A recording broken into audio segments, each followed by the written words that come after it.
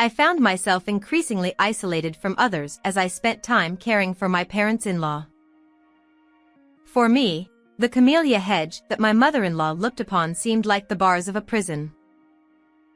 I wonder how many years those days continued. It wouldn't be an exaggeration to say that my entire 40s were consumed by caregiving. Both my father-in-law and mother-in-law fell almost simultaneously and passed away in the hospital. Alongside the sense of loss, a slight feeling of relief began to spread within me.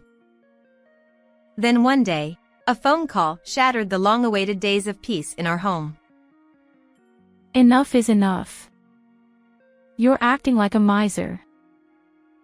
Who is this? Hello. It's Heather. Heather. I'm your husband Robert's older sister.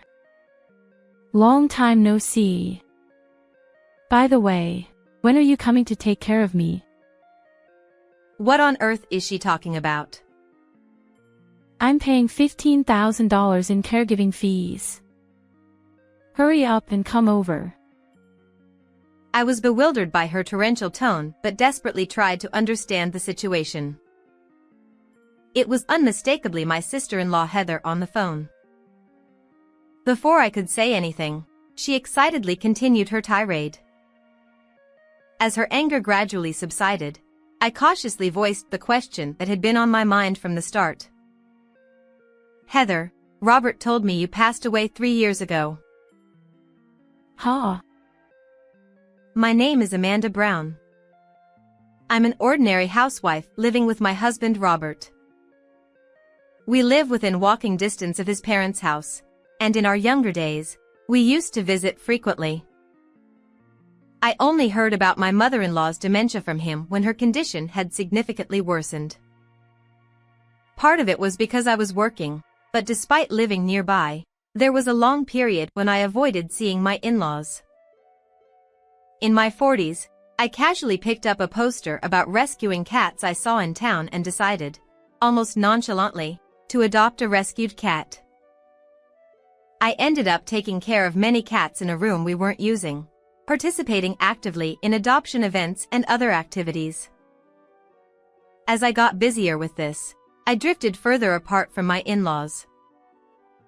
One day, Robert confessed to me, looking distressed, that his mother had dementia, and the next day, we hurried to his parents' house. My parents asked me to keep Amanda unaware of the dementia diagnosis. Why? Would they? They didn't want to burden you. They knew you lived nearby, and they thought if you found out about dementia, you'd feel obligated to take care of them, right? I felt a deep pang in my chest at the profound love my in-laws harbored. Even living so close by, I had no idea they were suffering from such serious illnesses. My husband and I don't have any children. It's not that we're concerned about not having children, but without kids, I couldn't find a reason to visit my in-laws' house. I think it was good when we were young. When we were young and had time, Robert and I would sit and have tea at my in-laws while admiring the camellias blooming in the garden. The meticulously pruned camellias served splendidly as a hedge and would burst into red flowers in the spring. My mother-in-law would gaze at the camellia hedge. I preferred camellias. They're easier to maintain. She smiled slightly with narrowed eyes. The house of my in-laws was always tidy, not a speck of dust in sight. She always dressed elegantly, sitting on the sofa and reading a book. Near the couch was a window, allowing soft sunlight to filter in. While sipping the tea my mother-in-law prepared, I stole glances at her profile. She was calm but seemed somewhat lonely, yet she appeared strong-willed. My mother-in-law, now suffering from dementia, seemed unchanged on the surface. But the once impeccably clean rooms were now messy, with garbage bags scattered everywhere. When Robert picked up trash from the floor, my mother-in-law bowed her head sadly. Oh, I'm sorry. I just can't seem to tidy up. According to him, my father-in-law was also diagnosed with dementia. He would seclude himself in his study, reading the same old books for long periods. I'm sorry. But my wife, she can't clean. It's becoming a hygiene issue. Amanda, could you help with the cleaning? From that day on, my peaceful daily life changed completely, turning into a whirlwind of caregiving that began with cleaning and gradually extended to preparing meals and tending to their needs. Caregiving became overwhelmingly busy. Before I knew it, I had temporarily stopped my cat rescue activities and even stopped keeping cats at home. My mother-in-law always sat on the couch with a gentle smile. Look, the camellias in the garden will bloom soon. She smiled. She said the same thing, whether it was summer, fall, or winter. It seemed like my mother-in-law had forgotten my name, as she kept introducing herself to me repeatedly, perhaps thinking of me as a temporary helper or something. She continued to treat me somewhat distantly. The days of caregiving were indescribably difficult. When it became necessary to care for my mother-in-law and father-in-law, Robert contacted his sister, Heather. We don't have any children, right? I was told that means I'm not fulfilling my duties as a husband. So, at least, Heather asked if you could help with caregiving. Does he think I'm not hurt by such words? For me, consumed by caregiving and growing distant from others, the camellia hedge my mother-in-law looked at seemed like the bars of a prison. Yet, I didn't run away because I felt grateful for the kind-heartedness of my mother-in-law and father-in-law in the past. But still, caregiving was incredibly challenging. Those days continued for a long time. Before I knew it, I had turned 50 years old. It wouldn't be an exaggeration to say that my entire 40s were consumed by caregiving. Towards the end of winter, when the camellia flowers bloomed, my mother-in-law would gaze outside with a dreamy expression. Eventually, both my father-in-law and mother-in-law fell almost simultaneously and passed away in the hospital. Alongside the sense of loss, a slight feeling of relief began to spread within my heart.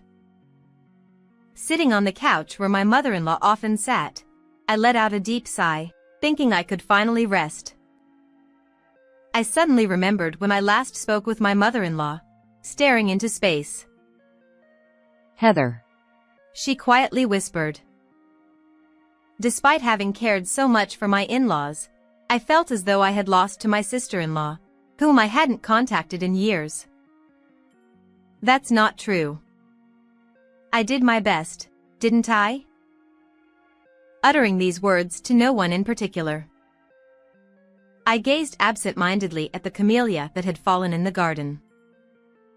Since the end of caregiving for my in-laws, I began to notice changes in Robert's behavior.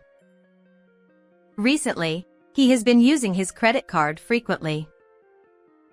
The monthly statements detailed his expenditures, and he had been dipping into our savings without permission. He often worked overtime and started going out alone on days off. Understanding his distress from losing both parents almost simultaneously, I tried not to intervene too much in his suspicious behavior. However, noticing frequent withdrawals from our account, I casually asked him during dinner. Recently, you've been withdrawing money a lot. What are you using it for? Oh, it's nothing in particular.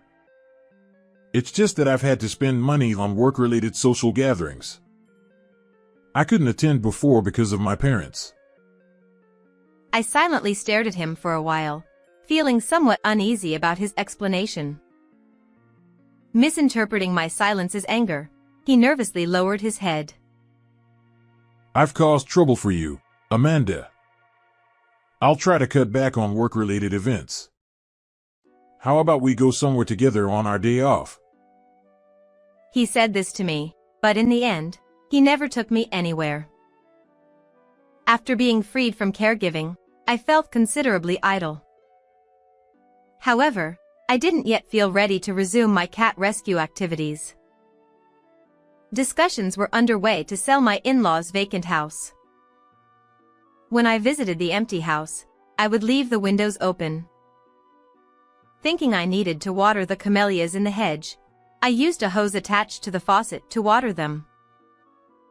Despite the house being empty, I found myself watering the camellias daily. I wasn't sure if I did it out of habit or necessity. But knowing the camellias would wither without care, I couldn't stay away from this house. One day, our home phone rang. Assuming it was a sales call as usual, I picked up and said, "Hello," but immediately, I was met with shouting from the other end. Enough already. You're acting like a miser. Who is this? Hello. It's Heather. Heather. I'm your husband Robert's sister. Long time no see. So, when are you coming to take care of me? Huh? I pressed the receiver firmly against my ear, furrowing my brow. I'm paying $1,500 in caregiving costs, aren't you? Hurry up and come over to my place. Despite feeling perplexed by the barrage of anger from the other end, I desperately tried to understand the situation. The caller was undoubtedly my sister-in-law, Heather. Before I could interject, Heather, seemingly still agitated, continued her tirade. When her anger seemed to subside slightly, I cautiously voiced the question that had been on my mind from the beginning, trying not to provoke her any further. Heather. Roberti told me that you passed away 3 years ago. What? Her voice suddenly softened amid the chaotic phone conversation. The last time I had a face-to-face conversation with her was right after our marriage. At that time, due to work, she had moved overseas and eventually settled there permanently. Robert had informed me 3 years ago of her passing. The funeral was held abroad, and I heard that other relatives took care of all the details. As I recounted these events to her over the phone, she fell silent, clearly stunned. Heather, who had been overseas for a long time, couldn't believe that my in-laws had already passed away. We remained silent on the phone, and some time passed. Eventually, Heather cleared her throat, and with a sigh, she spoke, as if dispelling the heavy atmosphere. You see, I returned to Japan 3 years ago. My parents opposed my move overseas until the end, so I couldn't bring myself to visit the family home. But why didn't Robert inform you about my mother-in-law and father-in-law's passing? I'm partly to blame for that. I didn't know they had dementia, and even if I did, I'm not sure if I could have cared for them. To be honest, I returned to Japan because my health deteriorated. I realized that Japan is where I find peace. Since returning to Japan, her health has worsened further, and it seemed to affect her daily life. A few months ago, she mustered the courage to contact Robert after several years and initiated this conversation. I had just injured my foot from slipping on stairs. I was probably feeling a bit weak myself. I just felt like hearing his voice. After listening quietly to her story, he suggested, if it's that difficult, why not hire Amanda as a helper? You and I have only met once at the wedding, right? So, I initially declined, but he insisted. Initially agreeing to $800, I heard that the price was raised further because Amanda wouldn't agree. If that's the case. Recently, he has been strangely using money. That child has always lied to protect himself. Maybe he has some financial difficulties. The price was further raised and eventually ballooned to $1,500. She felt uncomfortable asking her relatives to take care of me by paying $1,500 a month from now on, but she thought she had to meet me first. But when I didn't show up at her house anytime soon, she became numb and called me. Then you are saying that Robert just now cheated you out of $1,500? That's what it means. Recently, he has been unnaturally spending money. He has always been a child who often lies to protect himself. Maybe there is some circumstance where he needs money. She and I silently agreed that we couldn't trust him to be honest and decided to secretly investigate the money trail. Several days later. Since morning, I had told Robert, "Come home early." That's because today is our wedding anniversary. In the evening, while cleaning in front of the entrance, I watched the sinking sunset. He returned home earlier than usual, and we sat around a slightly more luxurious dinner table. He was delighted by roast beef laid out on the table, saying, "This is quite extravagant, but it was nothing special." It was just store-bought roast beef from the nearby supermarket arranged on a large plate. He happily enjoyed roast beef.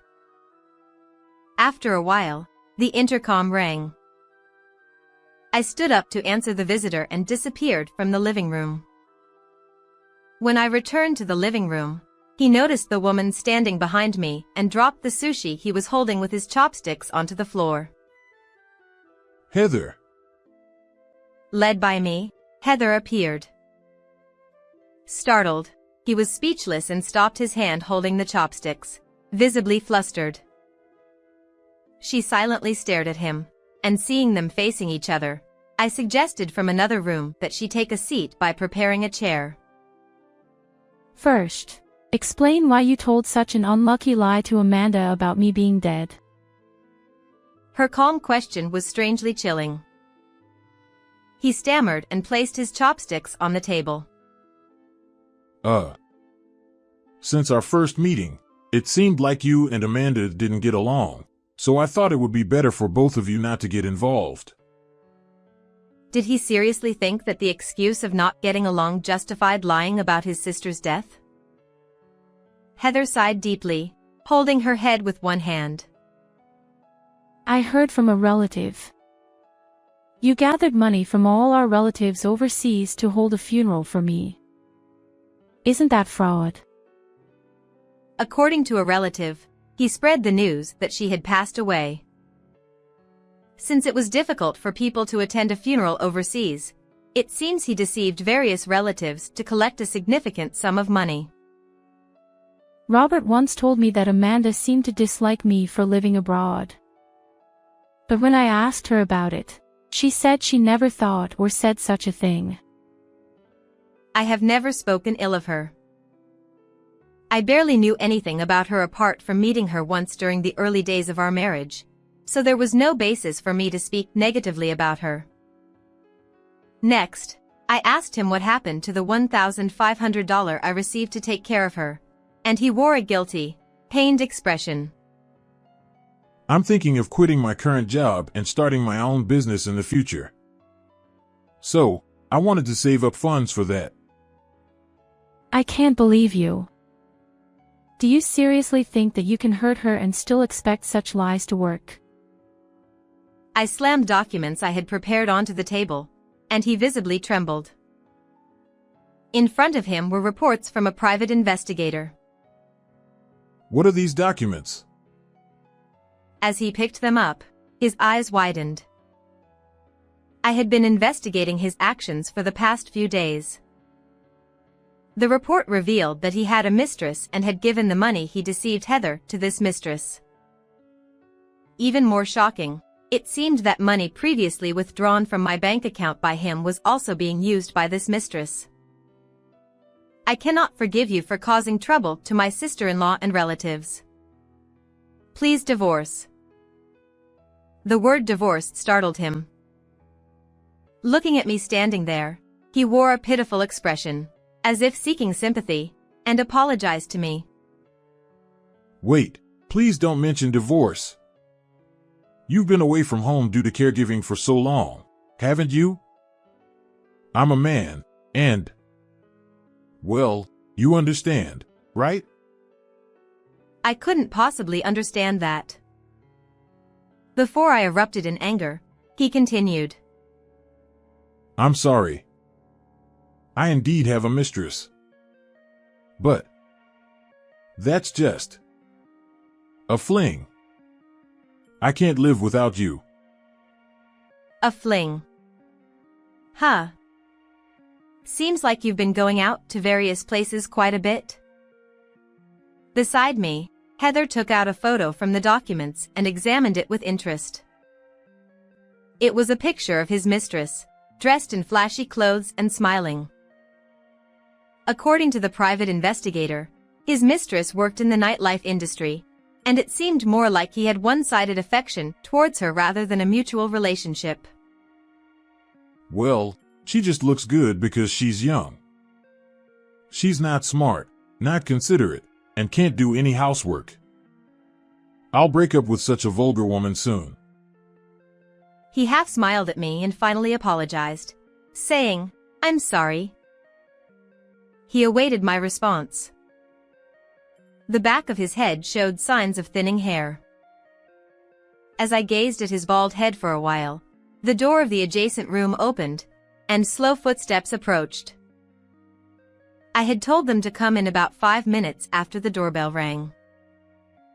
Right on time, the girlfriend who was waiting in the adjacent room arrived. "Robert, look up." Robert, with an expression that seemed genuinely apologetic, stood next to me and was speechless upon seeing the young woman. He didn't utter another word. I had asked the private investigator to look into the mistress and come to my house. According to the investigation, he had one-sided affection, but it was Heather who threatened. If you don't cooperate with us, we'll sue for adultery. She's a flashy woman in her early 30s, looking like she's about to burst into tears as she gazes at him. Before she came here, I had a brief private conversation with this mistress. He had told her, I'm busy preparing for a startup, so please wait just a little longer. I didn't know he was married, and I'm not serious about dating him. The mistress, in a restless manner, offered excuses while fiddling with her shoulder-length hair.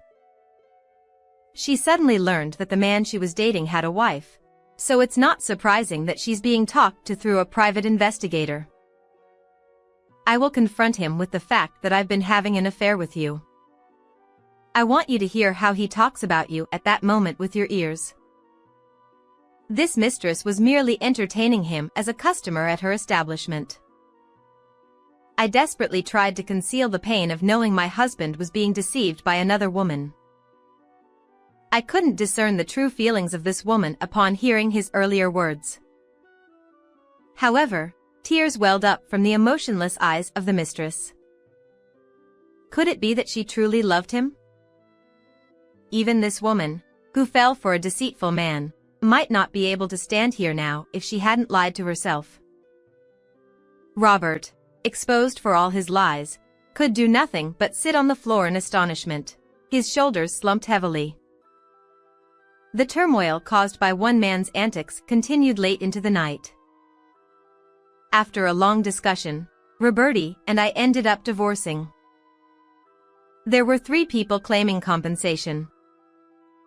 Not only me and Heather, but the mistress also strongly asserted I was deceived and demanded compensation. Claiming compensation from 3 individuals was quite financially burdensome, and the payments were delayed. I started working as a helper, utilizing my experience caring for my in-laws, so I wasn't struggling financially. Thus, I wasn't too concerned about the delayed compensation, but the former mistress was different. Angered by the delay in payment, she reportedly called the company where he worked and demanded payment directly from him. As this occurred daily, it created a negative impression within the company. Despite being advised by the boss to handle the daily calls properly, he decided he couldn't do anything and quit his job. After that, I gradually stopped contacting him. Rumors suggest he is working tirelessly from morning till night in a distant town solely to pay off the compensation. Heather, on the other hand, started living back at her parents' house. She is capable of handling most household chores herself, but I assist her care as a helper several times a week. Robert used to say that Heather and I didn't get along well, but as we talked again like this, I realized we got along very well. I resumed volunteering for the protection of stray cats, which keeps me busy every day. When I told her that I have several rescued cats at home, she surprisingly showed interest. Do you think I could have one? I recommended the most gentle and intelligent black cat among the rescued ones. The clever cat quickly learned to use the litter box and didn't mess up the room, which she liked. I always reminded her to be careful when opening windows and doors, so the house windows are always closed. I visited her house after several days to assist with her daily care, and when I opened the window, a refreshing spring breeze entered the room. Camellia flowers, blooming beautifully again this year, were dropping their petals onto the ground. As she sat on the couch, she called out to me. I want to thank you again. Thank you so much for taking care of my mother and father. I believe they were happy until the end. I shook my head and chuckled in self-mockery. I shared that my father-in-law always read books in his studies, and my mother-in-law always treated me as a stranger, thinking of me as just another helper. Then, I told her that her mother whispered her name just before she passed away. Heather, closing her eyes as if contemplating this fact, faintly smiled at me. I remember telling my mom a long time ago that we should cut down that hedge of camellias. There were bugs on them, and people say camellias are bad luck, you know. A camellia flower falls with a gentle thud. But my mom never, ever cut down those camellias. Why? I asked her. She sits on the couch, gazing out the window. For a moment, I felt a glimpse of my mother-in-law in her posture. That refined, gentle, and somewhat lonely mother-in-law. Because you said they were beautiful. You said the camellias blooming in the garden were beautiful. Me. Don't you remember? You mentioned it the first time she came to visit with Roberti. As she said that, the memory came vividly back to me. In the early spring, I nervously stepped across the threshold of this house. Both my mother-in-law and father-in-law were very kind, and I felt incredibly reassured. I glanced out the window and saw the camellias in bloom. They were so beautiful, and the words that unconsciously escaped me were beautiful. My mother-in-law had remembered those words all along, and she cherished those camellias dearly, with so much love. She smiled softly at me as I gazed out the window. Actually, there was another, younger sister beneath Robert and me. She was lost to a miscarriage. Ah. I've never heard this story before. Roberti probably didn't know either. My parents rarely spoke of it. Her mother had experienced a late-term miscarriage, and had the child survived, she would have been the same age as me. According to Heather, the camellias planted in the garden were planted the year her sister was lost. Understanding a bit more of her mother-in-law's somewhat lonely expression, I felt a tightness in my chest. Perhaps my mother's last words included my name, but if she had just a few more seconds, even a moment longer, I think she would have said your name. A kitten rubbed against my legs as if seeking affection. I lifted the kitten and brought my face close to its beautiful fur.